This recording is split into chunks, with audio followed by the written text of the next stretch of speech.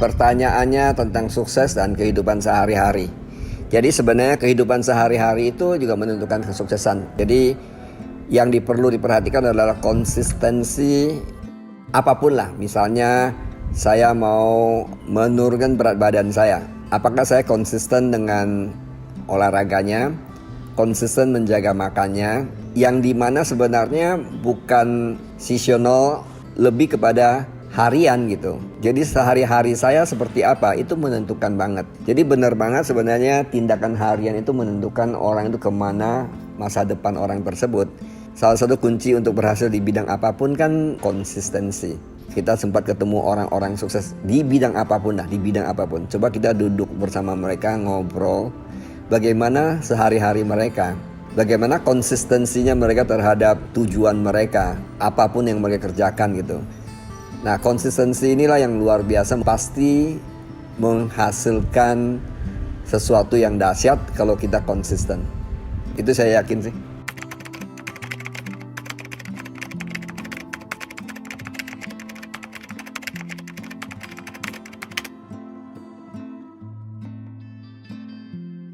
Ya, kita memang sering dikacaukan atau dibingungkan dalam satu proses gitu ya.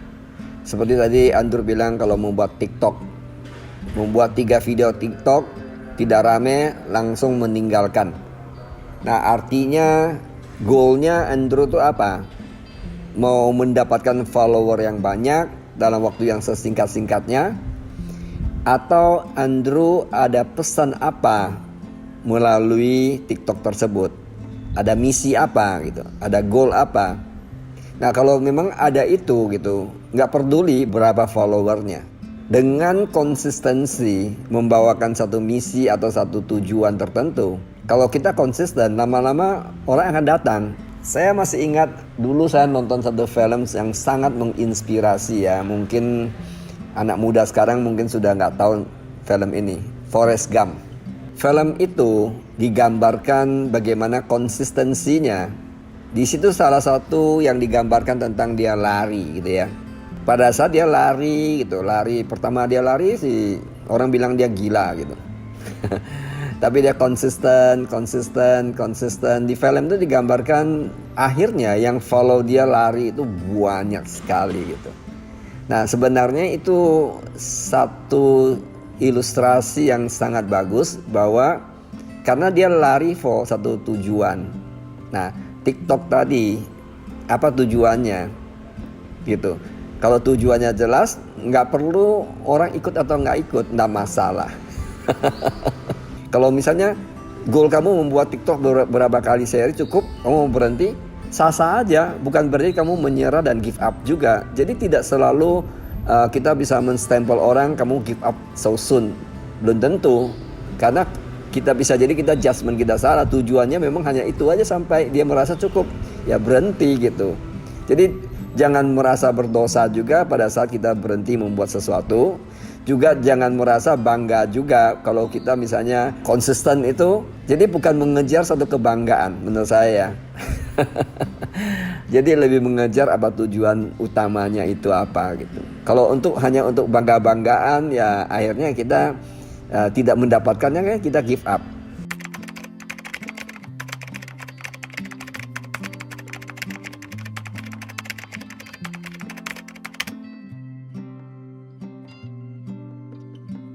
Saya masih kecil banget ya waktu SD kelas 3 nggak salah. Percaya nggak Andrew, saya masuk sekolah langsung masuk SD kelas 3. Bukan karena saya pinter, bukan karena saya excellent gitu. Karena keterbatasan finansial, waktu itu juga kondisi politik. Saya di kampung ya, pergaulan saya juga di desa gitu. Bahasa saya pun bahasanya dulu lebih banyak pakai bahasa Mandarin. Jadi bahasa Indonesia itu nggak bagus-bagus banget gitu. Jadi saya prestasi di sekolah itu nggak bagus. Nilai-nilai sekolah itu nggak bagus. Tapi saya naik kelas terus gitu kan. Jadi saya masih ingat sekali salah satu teman baik saya yang prestasinya bagus. Dia bilang gitu sama saya, sebenarnya kamu naik kelas ini bukan karena kamu pinter. Kamu naik kelas karena kamu tuh sangat konsisten orangnya. Mungkin guru menilai kamu tuh konsisten banget gitu. Jadi kasihan sama kamu deh naik kelas. Jadi sebenarnya itu setelah saya tumbuh dewasa itu menjadi inspirasi saya loh. Dan demikian juga pada saya kerja di kantor gitu ya.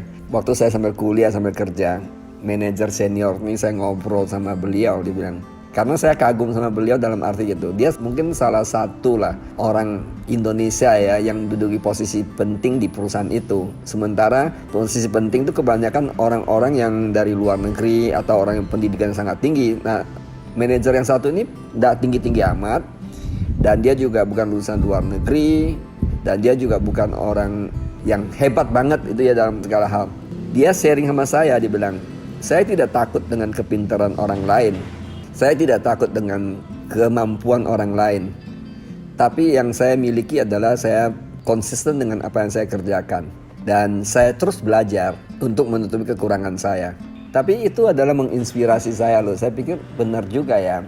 Jadi kalau kita perhatikan itu kan, itu berkaitan dengan sikap ya. Orang bilang attitude gitu kan, bahasa Inggrisnya attitude. Sebenarnya kalau kita lihat dari sini, kesimpulan saya yang saya dapatkan adalah, sebenarnya kemampuan seseorang tidak menjamin dia berhasil, tapi sikap dia, attitude dia menentukan dia berhasil. Sebenarnya ada satu ilustrasi yang menarik ya. Kenapa lion itu ya dikatakan raja di rimba gitu. Padahal ada sapi. Kalau kita nonton film tentang binatang buas di Afrika gitu ya, sering kadang-kadang kita lihat ada seekor lion gitu ya, bisa memakan satu ekor sapi yang gede. Bahkan kadang badak gitu ya, kadang-kadang gajah gitu. Kok bisa ya? Konon katanya gajah lebih pintar daripada lion. Berat badannya kalah jauh, fisiknya kalah jauh. Tapi kenapa dia tetap menjadi rajanya di rimba gitu? Bukan karena kepintarannya dia, bukan karena fisiknya dia, tapi attitude-nya dia tentang menang. Pada saat dia sapi dan sebagainya yang badannya lebih besar dari dia atau lebih pintar dari dia, dia konsisten tuh kejar. Dia konsisten bahwa dia bisa menang. Walaupun kadang-kadang kalau kita lihat terjadi pertempuran, kadang-kadang dia juga jungkir balik gitu. Tapi dia konsisten. Saya pernah nonton salah satu video itu ya, sampai dia fisiknya sudah habis, lemes gitu. Nah si sapinya datang nanduk dia bangkit lagi, dia kejar lagi, padahal fisiknya sudah habis tuh. Nah karena attitude-nya itu tantang menyerah, konsistennya dia, itu membuat binatang-binatang lain tuh takut dan salut. Makanya begitu lihat lion itu, kadang-kadang mereka lari gitu.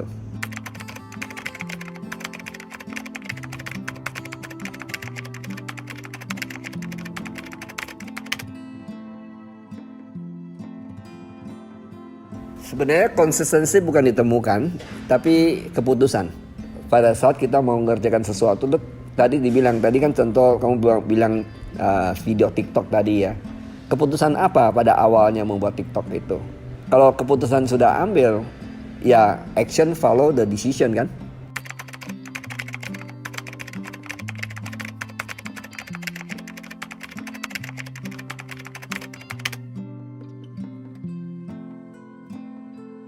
Semua lah kalau dibilang, kalau kita mau jujur ya, saya juga bukan orang yang sangat konsisten banget, kecuali saya sudah decide gitu. Jadi kalau dibilang semua orang memiliki ini enggak, semua orang memiliki, karena gitu. Kalau kita bicara tentang manusia itu ya, manusia itu dikarunia oleh Tuhan itu adalah bisa menikmati comfort zone dan dikasih karunia untuk menghindari kesakitan, avoid pain. Nah ini kuncinya. Kalau orang pada dasarnya dikarunia Tuhan adalah avoid pain, enjoy the comfort zone gitu, menikmati dengan kenyamanan, berarti ini kan semua orang pasti bisa gampang menyerah. Nah kembali lagi mengerti prinsip. Tadi kan saya di video sebelumnya saya bilang bahwa kalau hidup kita jalankan based on prinsip tidak mungkin salah. Nah sekarang pertanyaannya, kita kenapa mau melakukan itu? Tujuannya apa? Kalau memang kita mau sukses, ya udah konsisten aja. Karena kuncinya kalau nggak konsisten tidak akan berhasil di bidang apapun. Kalau nggak kita akan pindah sampai ujungnya sudah usia kita tua, kita tidak punya karya apapun, tidak punya hasil apapun, karena tidak konsisten tadi, karena menikmati kenyamanan, comfort zone tadi. Nah kebanyakan orang menghindari proses, tapi dia mau isi. Menurut saya ya, ada nggak isi mendapatkan sesuatu? Ada, tapi kadang value-nya nggak ada. Kamu bicara TikTok tadi ya, bisa nggak Andrew kaya raya dari TikTok atau sosial media yang lain? Bisa. Kalau video kamu ternyata diminati orang gitu, terlepas kontennya positif atau negatif. Kan masyarakat tidak terlalu penting positif dan negatif. Masyarakat yang penting adalah menghibur. Ya kan? Kalau orang merasa video TikTokmu menghibur, orang suka gitu, followernya banyak, bisa dalam waktu singkat jadi banyak uang. Prosesnya gampang nggak? Saya nggak bilang prosesnya gampang-gampang banget. Tapi dibilang proses susah-susah banget juga enggak juga. Kadang-kadang kalau follower banyak tuh enggak perlu proses. Kamu bikin video, rekam hanya 1-2 menit, set, tetap orang follow, dengar. Benar, nggak perlu kamu datang ke studio Hollywood untuk edit video itu dan sebagainya. Nah, poinnya adalah prosesnya itu mungkin enggak banyak. Sekarang lagi rame kripto nih. Bisa nggak anak muda dengan investasi kripto jadi kaya raya? Bisa. Prosesnya ada nggak? Nggak banyak. Bisa jadi dia kaya raya, tapi nggak ada pengalaman proses hidup. Salah nggak? Nggak salah. Tapi siap nggak dia menghadapi kehidupan ke depan kalau ada tantangan yang lain menghadapi dia? Belum tentu. Jadi menurut saya sih memang harus ada proses sih. Proses itulah butuh disiplin.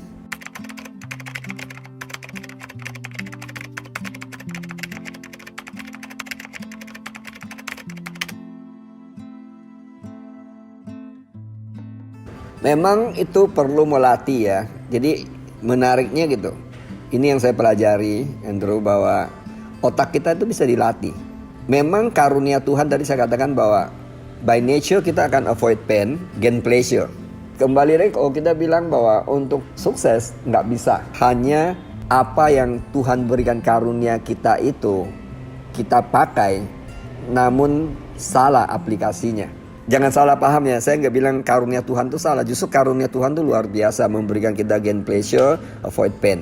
Kalau nggak punya karunia ini bahaya dong. Nanti misalnya kita nggak avoid pain, misalnya kamu ketemu panas, api, tetap duduk di situ sampai kamu terbakar habis. Enjoy the pain loh itu namanya.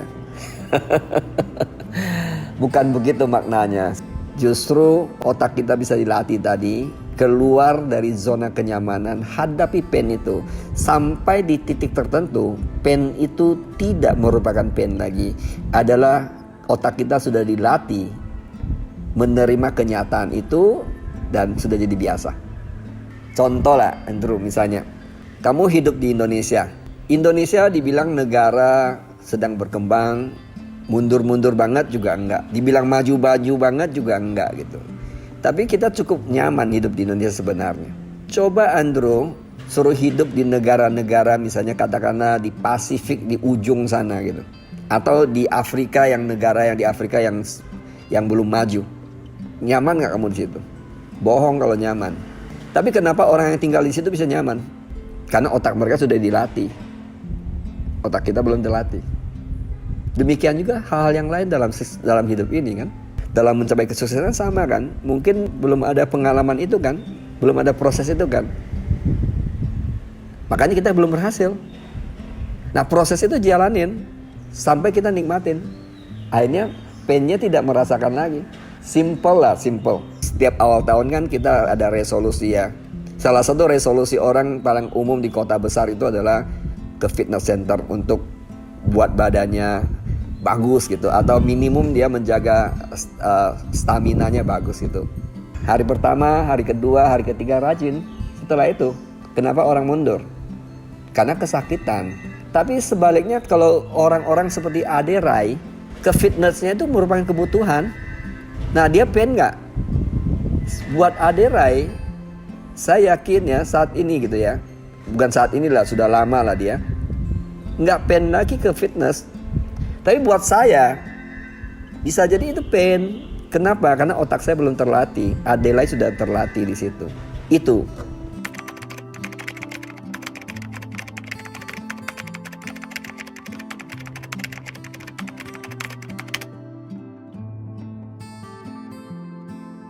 Ya, tadi saya bilang ya tinggal kita latih aja. Kita melatih otak kita, jadikan satu habit. Ada orang bilang 21 hari, ada orang bilang 66 hari, ada orang bilang 100 hari. Sebenarnya apakah itu 21 hari, apakah 66 hari, apakah 100 hari? Kuncinya adalah terus menerus saja. Sampai badan kita, otak kita sudah menerima kenyataan itu dan tidak jadi sakit lagi. Jadi prosesnya malah kita nikmati, enjoy the process.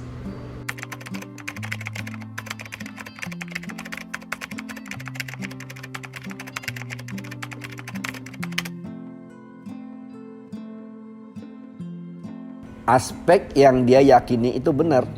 Kalau dia yakin itu benar, dia mesti konsisten pada pendiriannya. Nah, dalam hal ini tidak kaitan dengan keras kepala gitu ya. Tentang keyakinan yang kita miliki, walaupun orang lain bilang itu nggak benar, tapi kita merasa itu benar. Karena kita merasa itu benar juga ada dasarnya gitu. Keyakinan kita miliki itu. Terusin aja. Ujung-ujungnya nanti lihat aja, benar nggak? Akan dibuktikan oleh waktu. Contoh tadi lah, saya contoh Forrest Gump lari di filmnya itu. Awalnya kan dia dikritik, ini orang gila dan sebagainya. Tapi kenapa akhirnya banyak orang follow dia? Manusia itu gitu, manusia suka menjudge sesuatu yang belum menjadi kenyataan. Masih dalam bentuk impian kita, orang menjudge kita. Tapi kalau impian kita sudah terwujud, kemudian orang bilang mulai salut dan they follow gitu. Nah, pada saat mereka follow bisa jadi sudah telat. Artinya orang sudah menikmati di mana dia baru mulai follow. Gitu. Jadi kembali lagi aspek mana saja tergantung kamu yakin itu benar.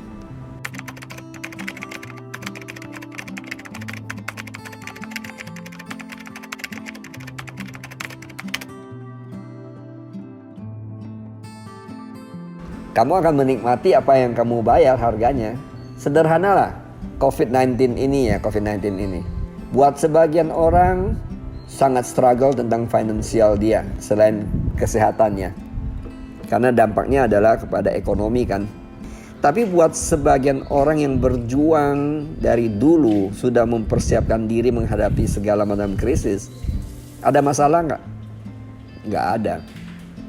Nah, itulah kalau ditanya apa manfaatnya? Manfaatnya kadang-kadang kita belum tahu saat itu gitu. Tapi pada saat kejadian-kejadian ternyata manfaatnya ada ya sekarang. Jadi nggak ada yang sia-sia. Konsistensi itu tidak ada yang sia-sia. Hasilnya selalu ada. Kadang-kadang kita belum tahu hasilnya saat ini gitu ya. Seperti dibilang tadi lah, misalnya di prosesnya orang mungkin nggak lihat dia siapa sih. Mungkin sama-sama teman-teman di gym era dia masih mulai-mulainya, siapa ini orang. Mungkin yang petugas gym pun malas lihat orang ini. Tiap hari ke gym, lu nggak bosen apa?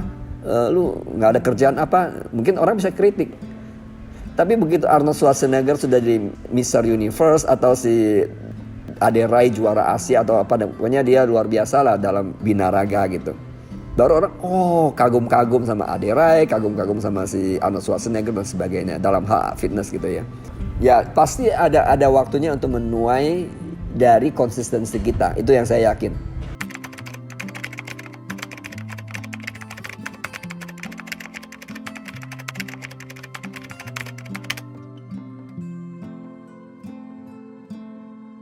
Jadi apapun yang kita kerjakan ya, termasuk tadi Andrew bilang buat TikTok dan sebagainya, apapun, baik kamu mau olahraga mau di bidang sosial apapun gitu ya, menurut saya kalau kamu sudah yakin itu benar, konsisten saja lakukan. Kadang-kadang ada orang bilang istilahnya pasang kacamata kuda. Saya ngerti maknanya pasang kacamata kuda di sini. Artinya kita mesti fokus dengan apa yang kita kerjakan. Kalau tidak, kita sering tergoda. On the way kita give up. Karena merasa, itu lebih bagus ya. Ini lebih bagus ya. Ini lebih bagus ya. Kita loncat. Kalau kita mau loncat-loncat seperti itu, saya yakin tidak ada satupun hasilnya kelihatan di ujungnya nanti. Tapi kalau kita konsisten satu aja kita kerjakan gitu, nanti akan hasilnya kelihatan. Tadi seperti Ando tanyakan bahwa dampak apa hasilnya? Ya pasti ada hasil kalau kita konsisten. Ya kuncinya itu sih. Oke, thank you for watching. Bye bye.